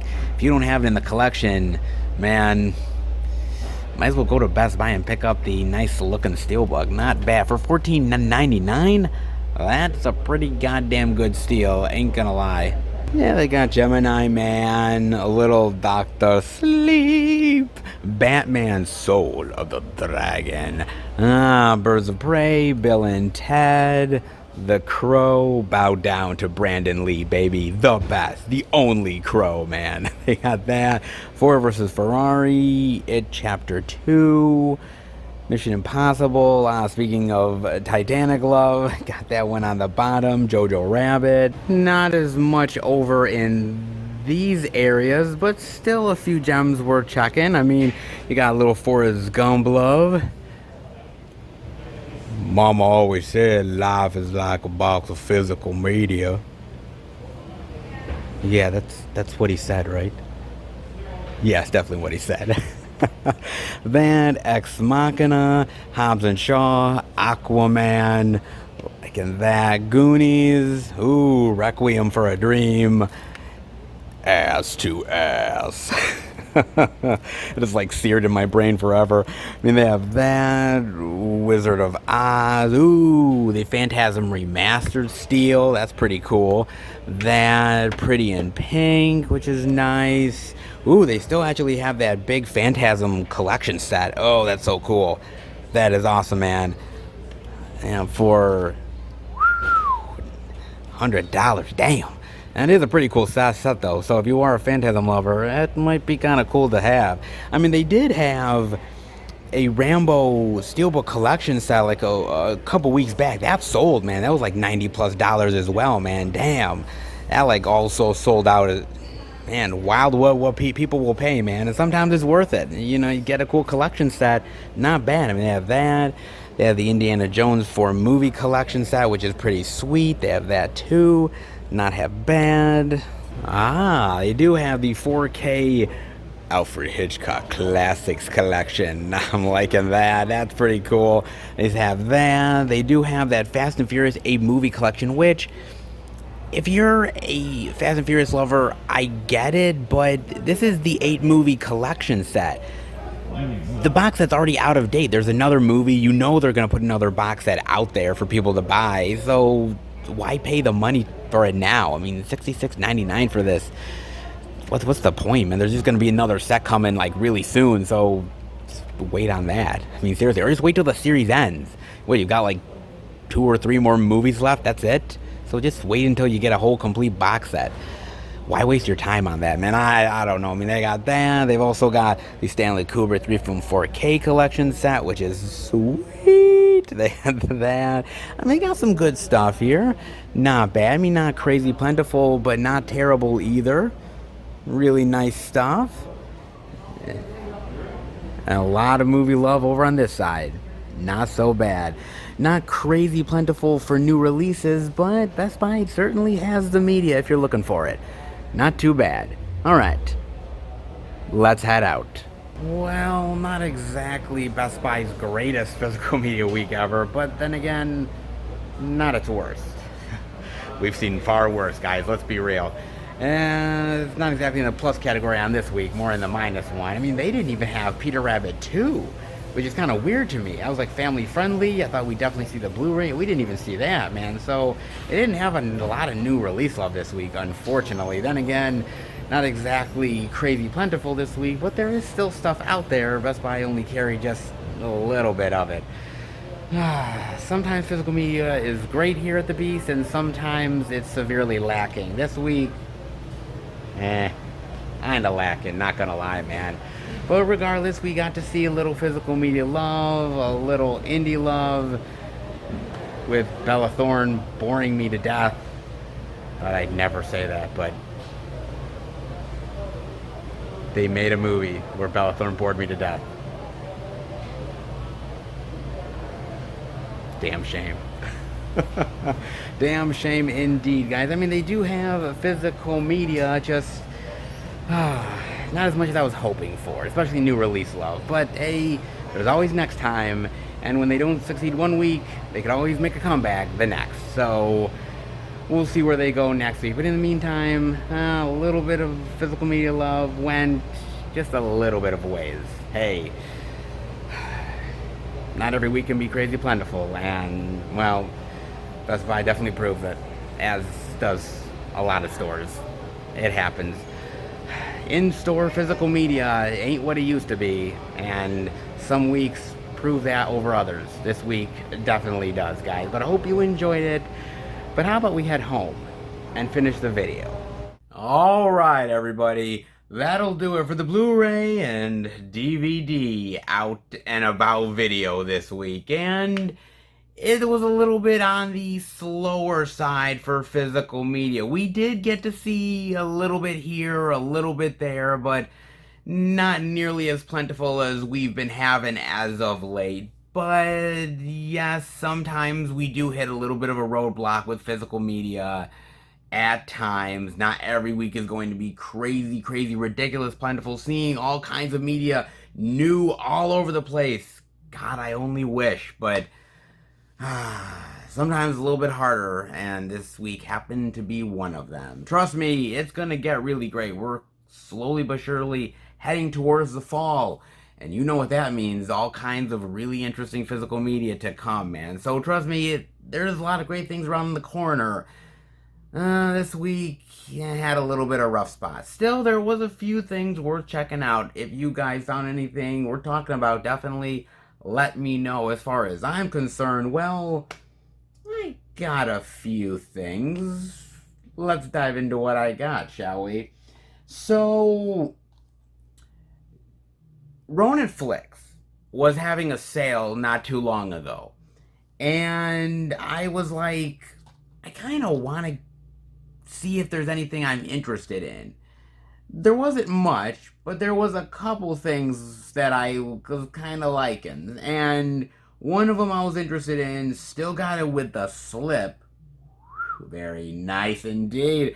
And that is a Paul Naschy movie, Assignment Terror. Oh, look at that. That's pretty sweet, man. And the same on the inside as well. Very nice. I'm liking that. Paul Naschy, man. Now, it's kind of interesting because I'm slowly getting into more Paul Naschy. It's kind of weird because I've recently picked up some more Paul Naschy love not too long ago. And I'm kind of digging this guy's style. I really am. And I know there's more Paul Naschy stuff out there that Screen Factory has put out and other companies have as well. And I might have to dive into that, man. This was a fun little movie, man. I like Paul Naschy playing the Universal monsters. I thought that was really fun, man. And yeah, it's a little cheesy and a little ridiculous, but I had a fun time with this, man, and a great deal on Ronin Flicks with the slip. I'll definitely take it, man. Not bad on that one. I also ended up picking up one that's kind of been on my bucket list. I thought it was out of print, actually, because this is a Ronin Flicks exclusive, and surprise, surprise, they still had some in stock. I had to get it, man. And that is none other than Night Visitor. Look at that. That is cool, man. Elliot Gould and Shannon Tweed. Oh, if you guys know Shannon Tweed, oh, then you definitely know Shannon Tweed. Oh, yeah, you do, guys. This man, I'm telling you, this was a fun one. I like sort of the occult murder mystery aspect to it. I thought Elliot Gould was really good here. Shannon Tweed. So yeah, it was a good one, man. It really was. I remember seeing the trailers for this and really liking it, and I sort of like that old school, like, 80s feel. And so this movie, yeah, cheesy, ridiculous, kind of cheap, but I really appreciate it, man. Quirky, but hell, I got a lot of that shit in the collection, guys. So one more, why not? Oh, I picked this one up. A little bit of Ronin Flicks love. It's been a while since I ordered from Ronin Flicks, but they had a sale, and I want to take advantage of it. So they definitely had that. I also picked up through Orbit DVD, and I got to admit, when Mill Creek announced this title, I was like, oh my god, I haven't seen this movie in ages. But I remember seeing this in the movie theater with my mother, man, and I really love this flick. I really do, man. It's a fun one. And that is For Richer or Poorer. Oh, man. Tim Allen, Kirstie Alley. Wow, what a blast from the goddamn past this is, man. I love this movie so much, man. They're rich and they have to sort of hide out because of this sort of money scheme, and they hide out pretending that they're basically the Amish. And I love it because it's this great sort of fish out of water comedy story that I really love, man. It's got some great comedic elements. I think Tim Allen and Kirstie Alley have great chemistry together. I think it's a really fun movie. It really is. I never ever thought I'd actually own this, man. But when, again, like, Mill Creek announced this, I was like, rich or poor? And what a blast this is. So I had to pick it up, man. I love Tim Allen at times. Tim Allen can be really, really great, man. Whether we're talking about Galaxy Quest or, I mean, obviously Home Improvement he was great in, the Santa Claus.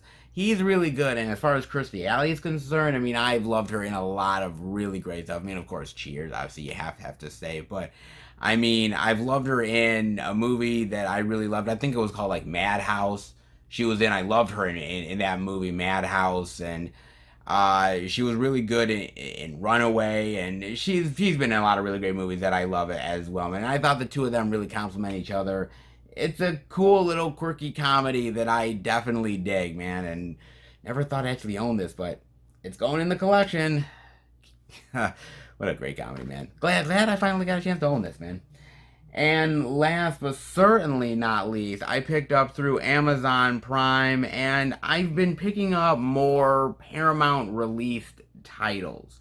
They're putting out a lot of great stuff, man. Paramount really is. And this one, I was like, oh man, I have to pick this up.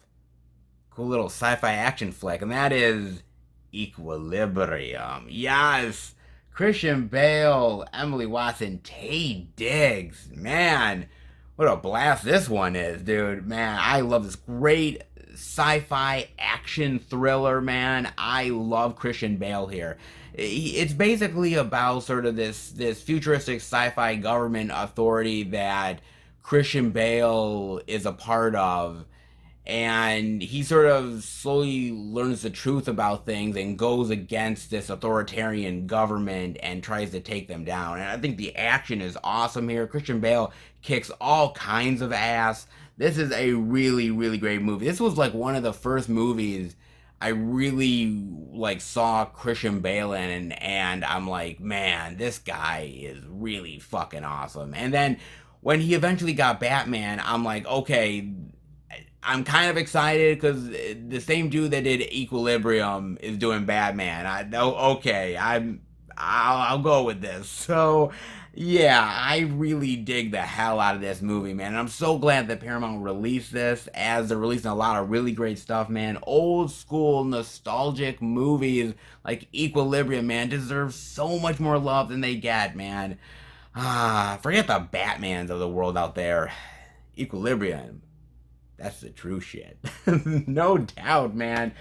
That is awesome, man. As is the titles. Not a ton, but as far as I'm concerned, still pretty damn plentiful. And before I let you guys go, I gotta talk about this one. So, if you have been keeping up with news in the physical media world, then you realize there's been a little bit of difficulty on Severin's end of the spectrum. So, a while back, they announced a Blu-ray edition of Drop Dead Fred, right? That was really cool, especially for people like me who grew up with the movie back in the day. I was excited for the release. I thought it was actually pretty cool, man. And, well, now it's no more. It's done. Not gonna happen. Because it just got canceled. Like that. Done. Why? What the hell happened? I mean, not only did that happen, but suddenly they got basically like shut down from selling Cruel Jaws. And so it was like a 1-2 punch of like things stopping suddenly for Severin. And you're like, what the hell is going on here, man? And truth be told, I think Severin bit off a little bit more than they could chew. So here's the deal, or at least this is what I think happened, because we don't really know the full honest to God truth, and we may not know the truth for a really long time. So Drop Dead Fred is owned here in the US by Universal. And Severin has made some deals with Universal to obviously release some of their catalog titles, right? However, maybe Severin didn't do things the right way with a certain title, like Cruel Jaws. Now, Severin has been kind of ballsy and kind of been taking chances as of late, right? If you've been keeping up with them, you know that sometimes they will sell an exclusive slipcover with their titles. Because every company tends to do it. Every boutique label, how can we draw in people? How can we sell this product? We gotta put some exclusives in there. We gotta put things to sort of entice the people to want to buy it. And so they've been doing these slipcovers for alternate titles of the movie. They did one for Shocking Dark that was Terminator 2, and they did one recently for Beyond Darkness that was Evil Dead 5. But for Cruel Jaws, they did one called Jaws 5. And, ooh, that's a toughie, man. Because not only did they promote the movie with an unpromotable slipcover that could get them in trouble, but also the fact that Cruel Jaws, if you guys have never seen that movie, it has actual footage from previous Jaws movies put in there that it wasn't technically supposed to have it. And I have a feeling it finally caught up with them, because I have heard rumors that basically Universal found out about the release that they did of that they may or may not have had permission to do that with the promotable slipcover, with actually releasing it with the footage that Universal had, that Universal might not have agreed upon, and so they got in trouble in a big bad way. And I don't know, but I think that Universal ended up obviously cutting their balls off and basically saying, well, you have to stop selling that, and by the way, we're not going to let you put out Drop Dead Fred either. And that's a bummer. And do you realize why it's a bummer, guys? Because Drop Dead Fred was supposed to come out in September, okay? Literally a couple weeks from now, that was going to ship to people like me. I had pre-ordered that, and now that's not going to happen at all. They ended up giving the fans, the people who bought it, a full refund from that particular movie that they pre-ordered in their cart. Everybody got a refund, myself included, okay?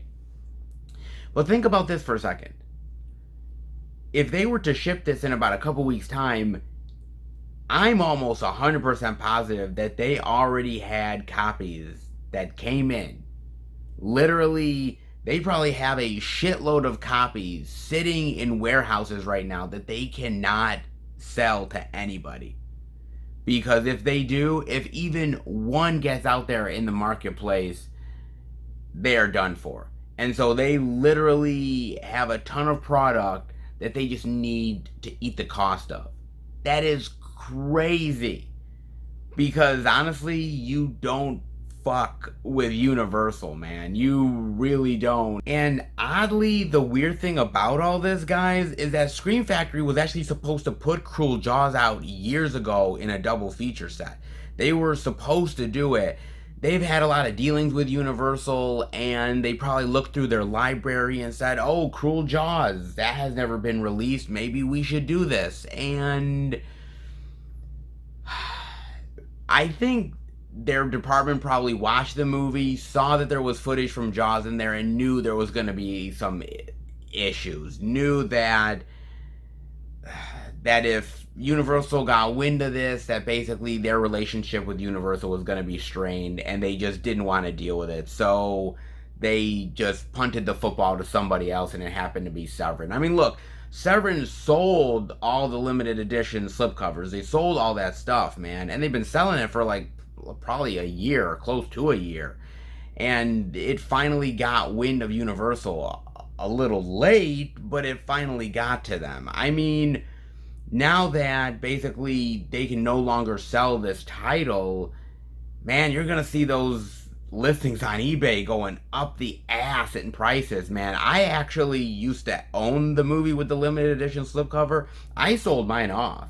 I sold mine for like $60 on eBay, so I got a pretty good price for mine. Maybe it would have went up a little bit more now, but I'm fine with it. I mean, I watched the movie. I wasn't a big fan of it. I didn't think it was all that good of a movie. Actually, not gonna lie, I kind of thought the movie was shit. But I mean, it's limited, it's from a boutique label, and now it's quickly out of print, and it's gonna go for big cash now. It really honestly is. But it kind of goes to a bigger issue, because all of these companies, whether it's Shout Factory, Kino Lorber, Arrow, Code Red, Vinegar Syndrome, Severin, 101 Films, 88 Films, it doesn't matter. They all license from these studios, right? They all do. And content is getting more tighter now. It truly is. I mean, back in the day, these companies would give away these titles to these boutique labels. I mean, if you remember just back in the day how much stuff that a company like Anchor Bay was releasing, or the early days of Scream Factory, man, and so many other companies, the titles were like overflowing so much. They had so much overload of titles, and now, not that it's drying up exactly, but you're not seeing as many titles that a lot of these boutique labels are putting out. They're very sparse. At the same time, you're seeing a lot of double, triple, quadruple releases of the same title, sometimes within like a year or two of each other from different companies. Like Scream Factory will do an edition, and then like a year or so later, a couple years later, you'll get one now from Kino Lorber, and vice versa. And a lot of these companies are just putting out the same stuff, even overseas. It gets tough, because I think some companies are able to work with studios better. But those relationships, man, once they get strained, they get strained. And what Severin did here, I mean, they took the gamble, and at first it paid off, but now it's going to really bite them in the ass big time, because now Universal is probably going to say to them, whatever deal that you had with us to put out all of these titles, yeah, that's done. We're not going to let you release any of these titles whatsoever. At least from our perspective, you're not getting any of our stuff anymore. And any of the stuff you did have, well, that's all gone now. This is tough, man. It really honestly is. Because once once you overstep the line with these companies, they're not going to let you release their stuff anymore. And a lot of these companies are getting much more tighter with their releases. You look at something like Paramount. Paramount has decided to not give much of their stuff anymore to other labels. They're releasing it themselves. They're finding an advantage in releasing it themselves and keeping the money all for them.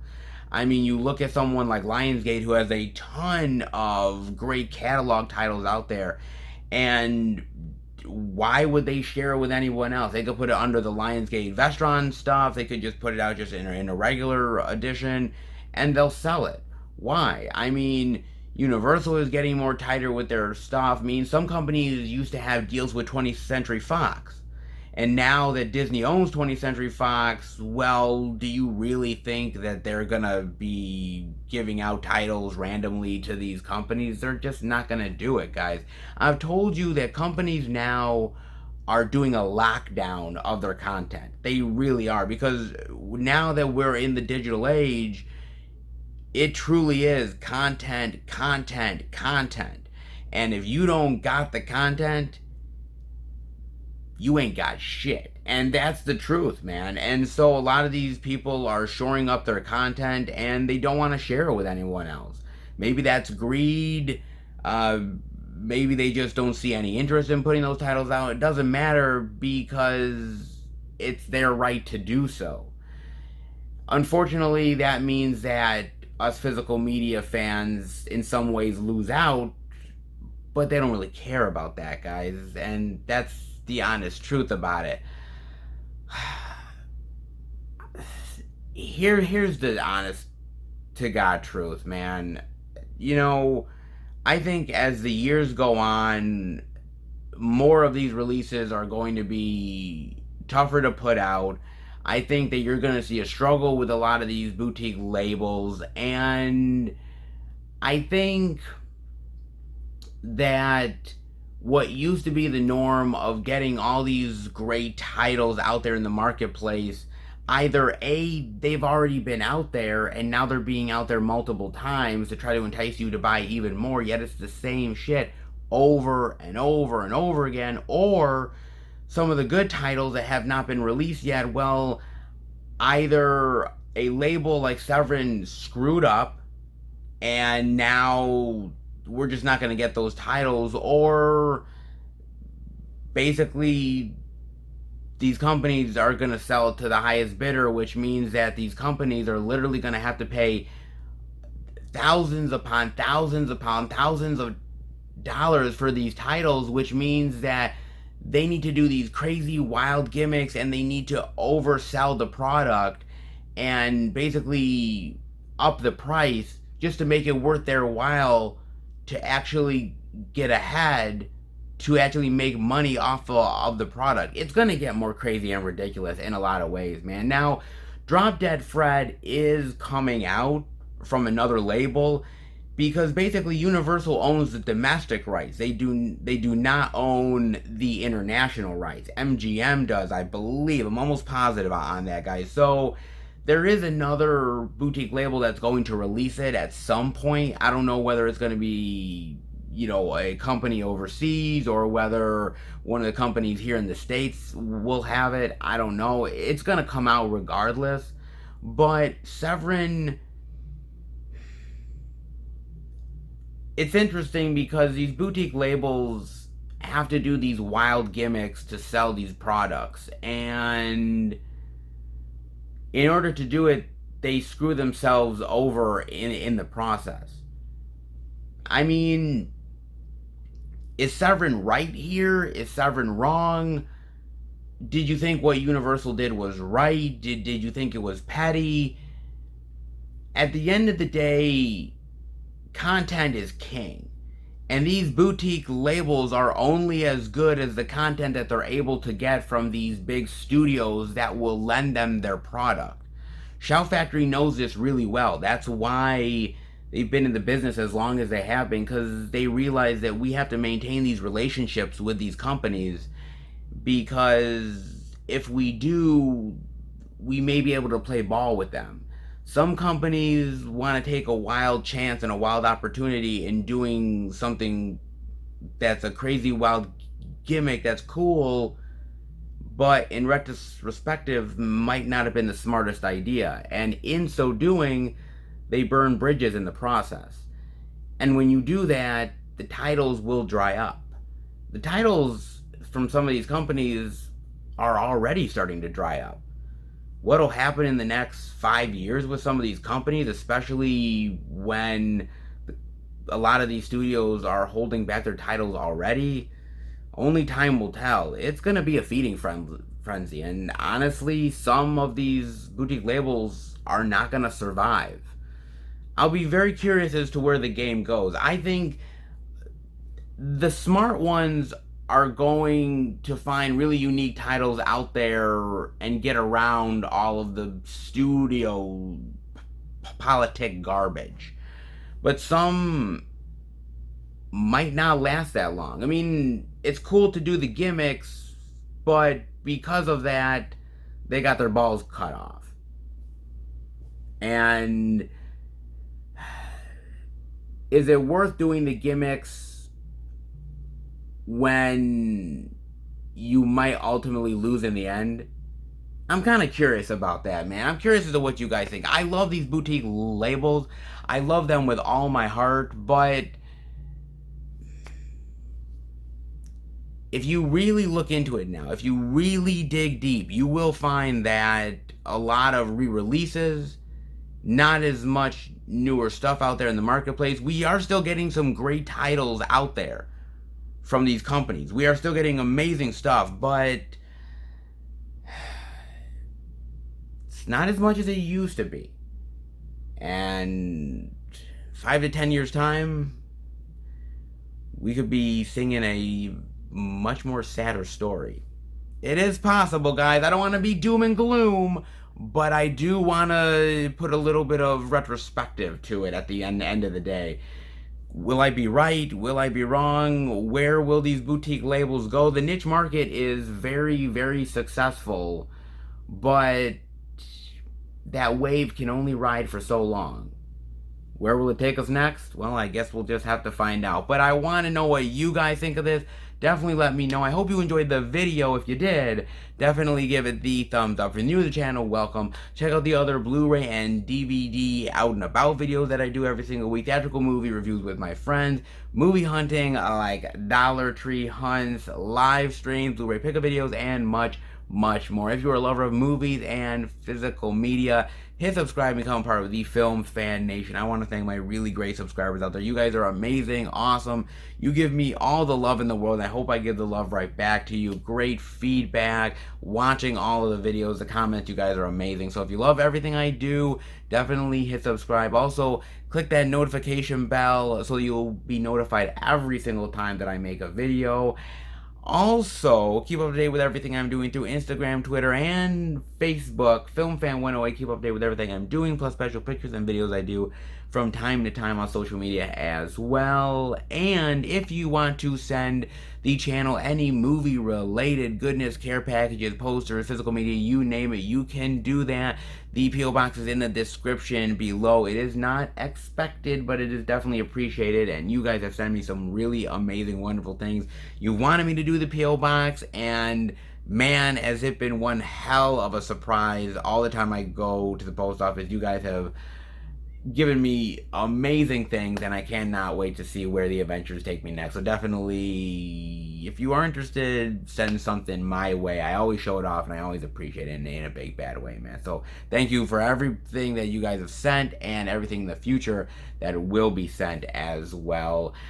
Alright, everybody, this was an interesting out and about, not crazy plentiful, but it had a gem or two definitely worth checking out. Hope you enjoyed it. I will see you back next week for a brand new out and about video, and remember, everybody, happy hunting.